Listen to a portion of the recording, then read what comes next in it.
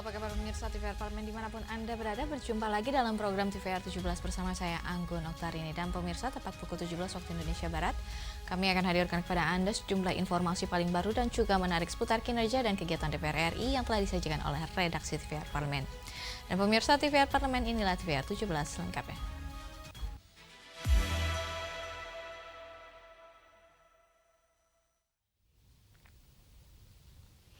Program Parlemen Kampus yang diselenggarakan oleh Bagian Humas dan juga Pengelolaan Museum Sekretariat Jenderal DPR RI kembali hadir di Universitas Diponegoro, Semarang, Jawa Tengah, guna memberi pemahaman kepada mahasiswa mengenai pentingnya pemilu yang transparan dan juga berintegritas.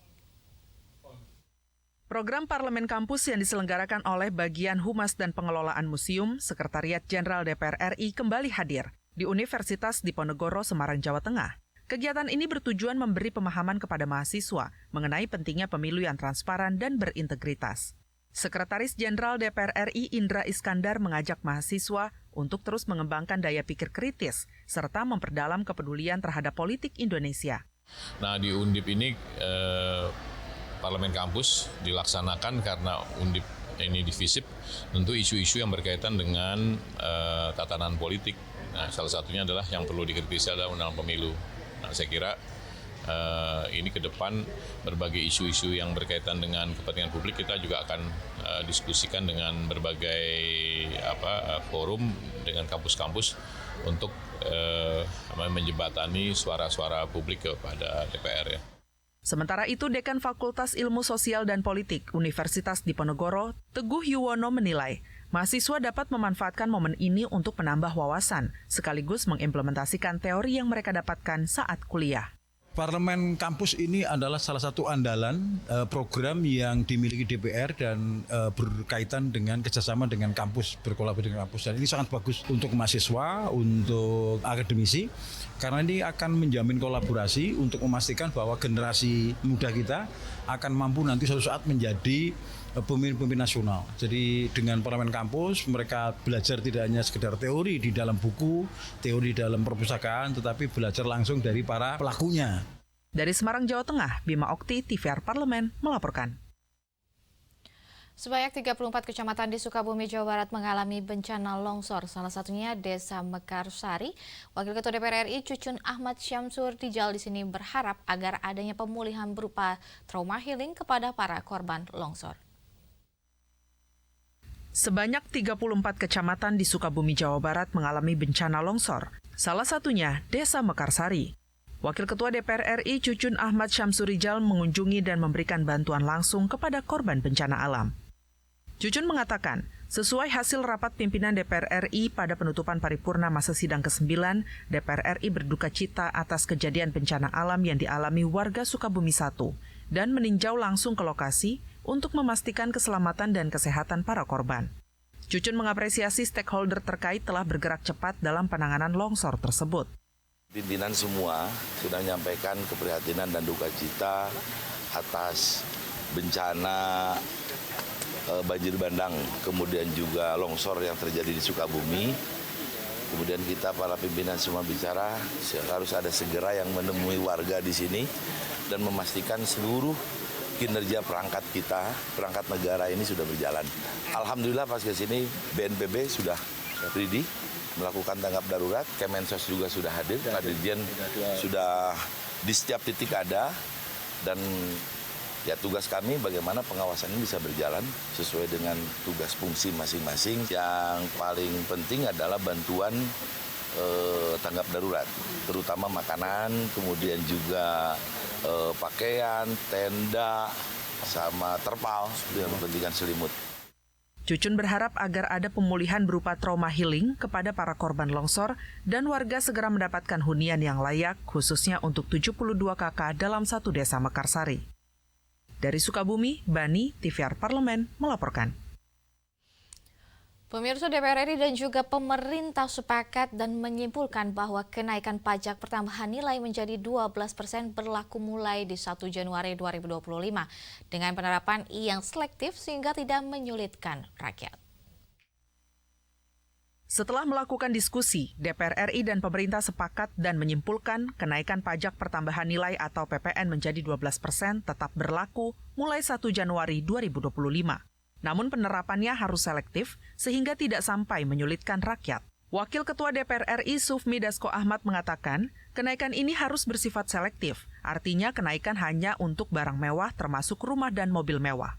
Sedangkan barang pokok dan pelayanan yang berkaitan dengan rakyat tetap diberlakukan PPN 11%. Untuk PPN 12% akan dikenakan hanya kepada barang-barang mewah. Jadi secara selektif. Kemudian yang kedua, barang-barang pokok dan berkaitan dengan pelayanan dan lain-lain yang langsung menyentuh kepada masyarakat masih tetap akan diberlakukan pajak yang sekarang yaitu 11%. Mengenai usulan dari kawan-kawan DPR bahwa ada penurunan pajak kepada kebutuhan-kebutuhan pokok yang langsung menyentuh kepada masyarakat, Pak Presiden tadi menjawab bahwa akan dipertimbangkan dan akan dikaji. Dasko berharap kenaikan PPN 12% tersebut jangan sampai menyulitkan masyarakat dalam memenuhi kebutuhan sehari-hari. Dan harapan kita, tadi kita sama-sama sudah dengar aspirasi dari anggota DPR bahwa kenaikan PPN 12% itu tidak menyulitkan rakyat yang pada saat ini kebanyakan menunggu jangan sampai terbebani karena kenaikan PPN. Zikri dan Denus, TVR Parlemen, melaporkan. Pilkada serentak tahun 2024 yang digelar di 37 provinsi, 415 kabupaten, dan 93 kota seluruh Indonesia pada 27 November 2024 lalu berlangsung dengan aman dan juga damai, meskipun terjadi degradasi dalam hal partisipasi pemilih. Dan pemirsa, informasi selengkapnya akan kami hadirkan usai jeda. Tetap bersama kami di TVR 17.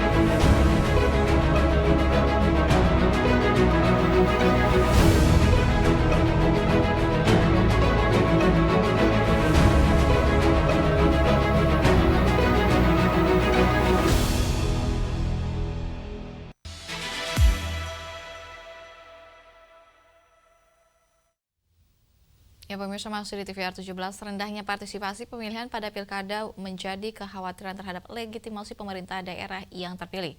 Dan rendahnya partisipasi pemilih di sini biasanya sebanding dengan angka golongan putih atau golput yang tinggi, yang menjadi bentuk protes terhadap sistem yang tidak mencerminkan nilai demokrasi. Simak informasi mendalam yang telah dirangkum oleh tim redaksi TVR Parlemen dalam segmen editorial Parlemen berikut ini.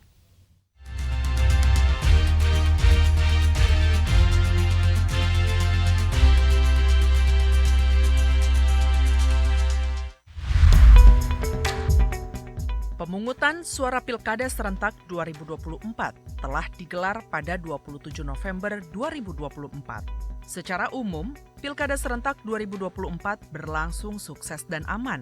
Sayangnya, Pilkada yang untuk pertama kalinya digelar serentak di 37 provinsi, 415 kabupaten, dan 93 kota di seluruh Indonesia memunculkan problem besar dalam hal partisipasi pemilih. Berdasarkan data KPU, tingkat partisipasi Pilkada 2024 sekitar 68%, lebih rendah dibandingkan Pilkada 2020 yang mencapai 76,09%. Di DKI Jakarta dan Sumatera Utara, partisipasi pemilih Pilkada 2024 lebih rendah dibanding daerah lain.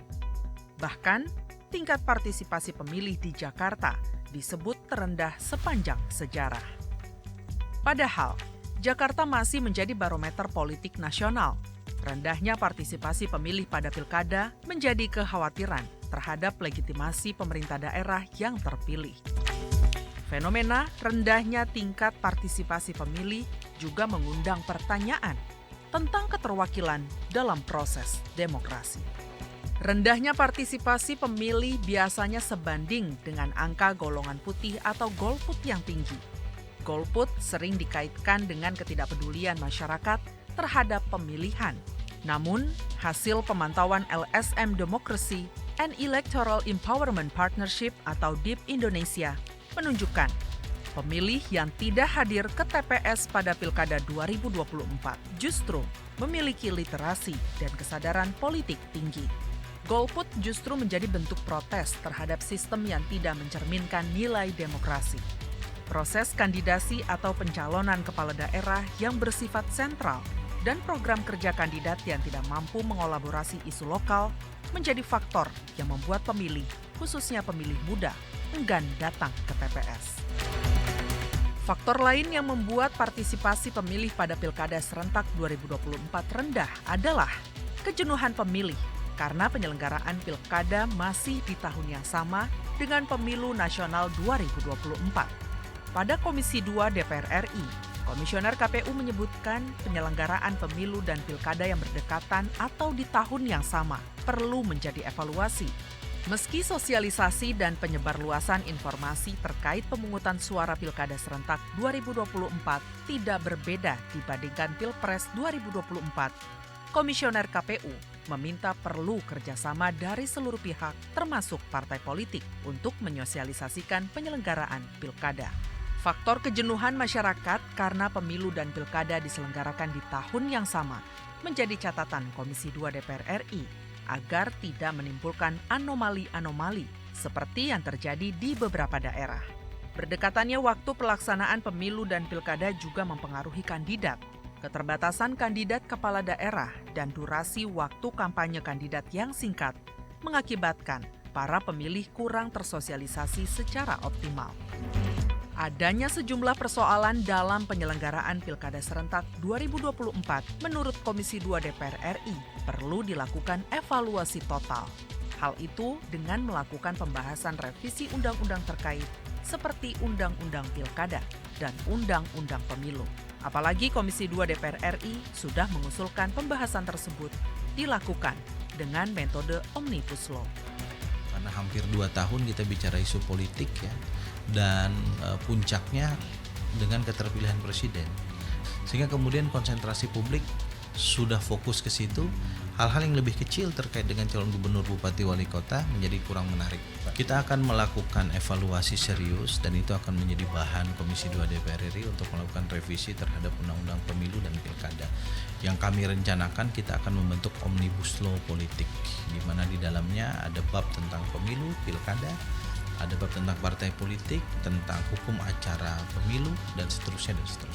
Jadi setelah semuanya rampung sampai dengan proses pelantikan nantinya, nah kami akan berbicara banyak dengan seluruh stakeholder untuk membicarakan proses evaluasi kita yang akan dilakukan secara holistik dan komprehensif yang itu nanti kita ramu dalam bentuk kebijakan. Nah, apalagi kemudian DPR dan pemerintah kan telah menyepakati terkait dengan RUU paket politik pileg, pilpres, pilkada. Itu kita sudah masuk dalam prolegnas prioritas di tahun 2025.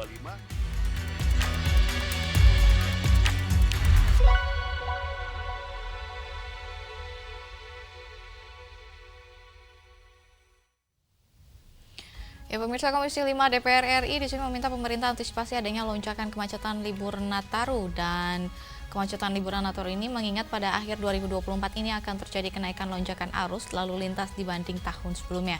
Seperti apa informasi selengkapnya? Jangan kemana-mana, tetap bersama kami di TVR 17.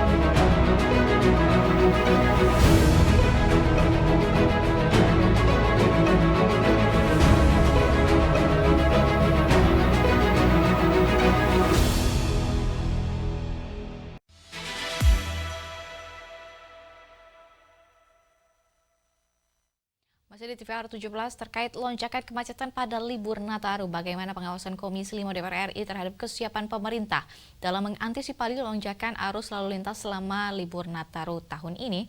Untuk selengkapnya pemirsa, berikut laporan rekan kami Nazia Sudirja dari Senayan. Baik pemirsa TVR Parlemen dimanapun Anda berada, sesaat lagi kita akan menghadapi libur panjang Natal dan Tahun Baru. Dan seperti kita ketahui bersama pemirsa bahwa pada momen libur panjang Nataru ini selalu dijadikan momentum bagi seluruh masyarakat Indonesia untuk melakukan libur bersama keluarga ataupun melakukan mudik ke kampung halamannya. Oleh karena itu pemirsa, pemerintah diminta untuk melakukan persiapan sedini mungkin dan sebaik mungkin untuk menghadapi Nataru kali ini yang diprediksi akan mengalami lonjakan pada tahun ini pemirsa. Lantas seperti apa pengawasan yang dilakukan DPR RI terkait dengan persiapan yang dilakukan pemerintah kali ini? Kita akan berbincang dengan salah satu anggota Komisi 5 DPR RI, yakni Bapak Daniel Mutakin Syafiuddin dari fraksi Golkar ya Bapak.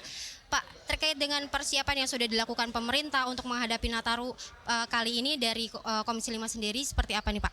Ya, memang beberapa waktu yang lalu kita juga sudah melakukan kunjungan ke beberapa wilayah yang berpotensi ada lonjakan-lonjakan penumpang. Dan kami melihat juga persiapan menghadapi Nataru ini pemerintah juga sudah siap karena memang ini event tahunan yang biasa terjadi. Apalagi mengingat tahun ini kita memprediksi ada sekitar 6% lonjakan penumpang dari semua moda transportasi.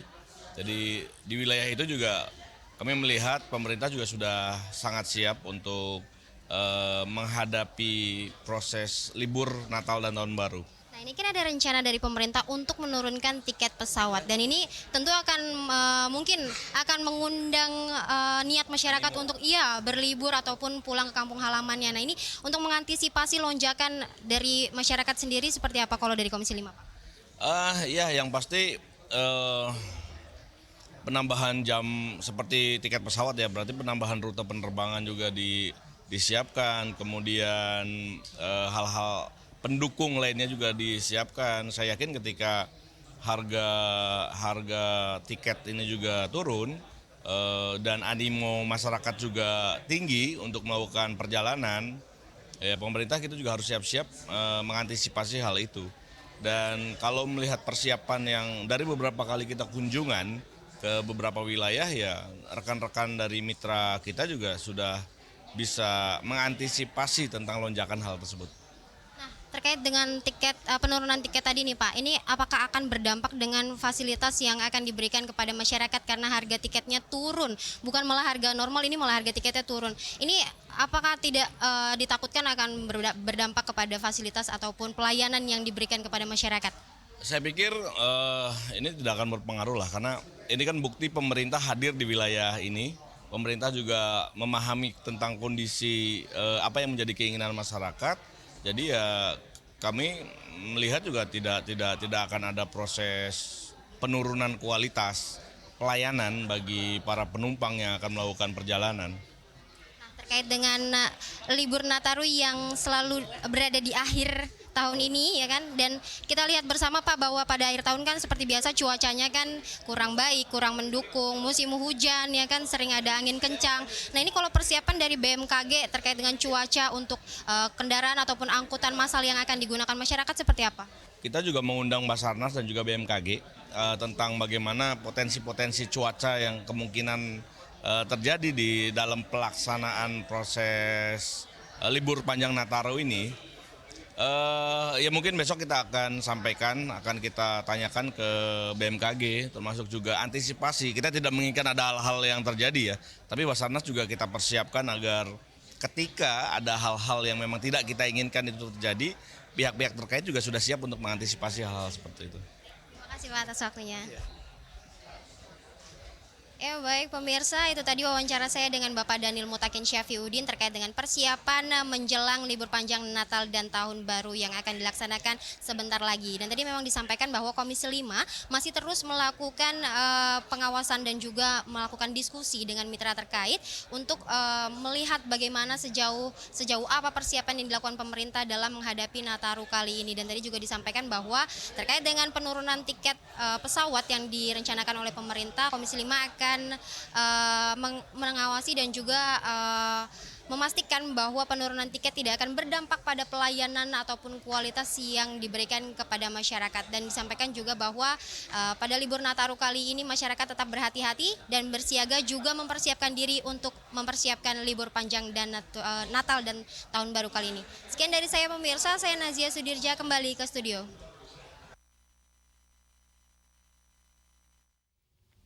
Baik pemirsa, selanjutnya apa saja yang menjadi sorotan di media online nasional pada hari ini? Usai jeda akan kami sajikan kepada Anda, tetap bersama kami di TVR 17.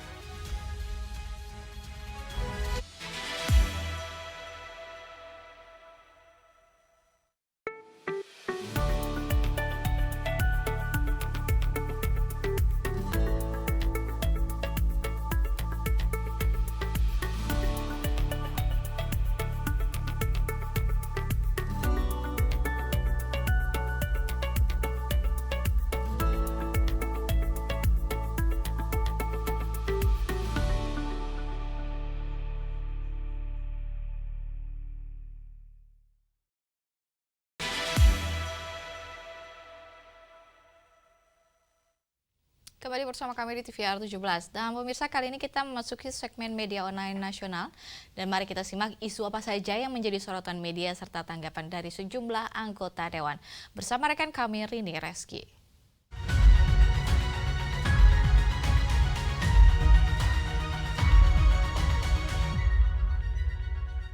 Baik, terima kasih rekan Anggun dan selamat sore pemirsa. Kita masuk ke berita pertama yang menjadi headline di media online pada hari ini, yaitu mengenai usai temui Presiden. Di sini DPR RI menegaskan kenaikan PPN 12% hanya untuk komoditas selektif. Kita lihat pemirsa ke layar kaca. Dan di sini DPR RI menegaskan bahwa kenaikan pajak pertambahan nilai 12% pada tahun 2025 hanya untuk komoditas selektif.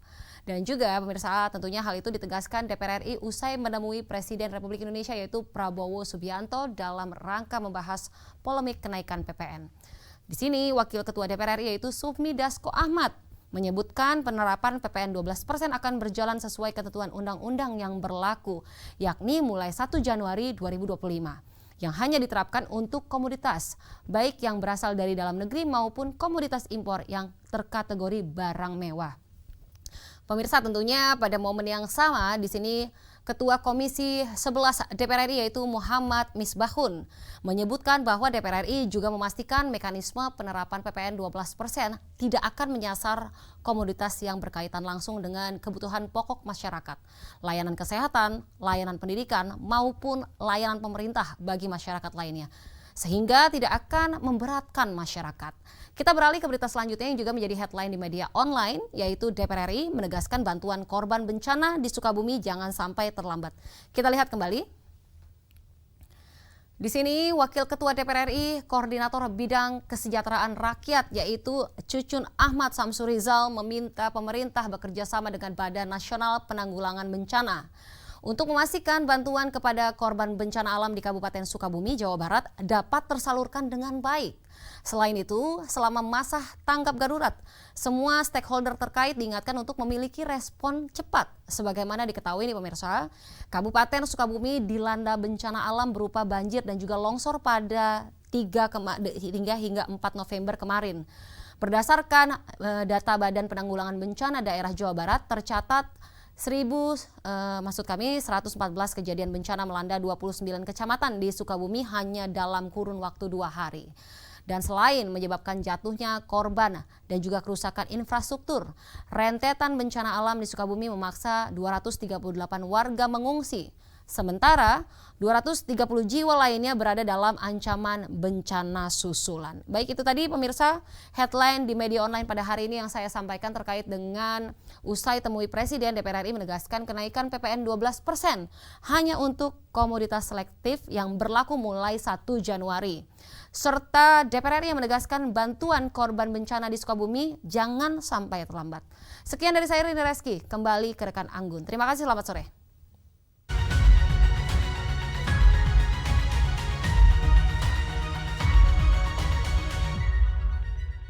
kasih rekan Rini yang telah menyampaikan sejumlah update sorotan dari media online nasional pada hari ini. Dan pemirsa, segmen media online tadi sekaligus menutup program TVR 17 edisi sore hari ini. Saya Anggun Oktarini beserta seluruh kru TVR Parlemen yang bertugas mengucapkan terima kasih dan pamit undur diri dari hadapan Anda.